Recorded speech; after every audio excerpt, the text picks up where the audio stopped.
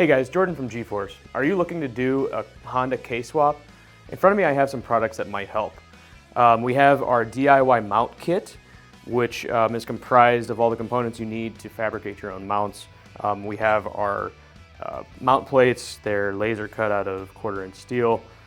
These will bolt to your K24Z3 engine. And then we have all of our necessary tabs and tubes, polyurethane bushings and hardware that you will need to fabricate your own mounts. Now, if you want to make this even easier, we have our K24Z3 mock-up block. So this is great because it accurately represents all of the mounting positions of this engine, but it's lightweight. You can lift it in and out of your engine bay. You don't even have to have a cherry picker or worry about smashing your engine bay with a heavy engine.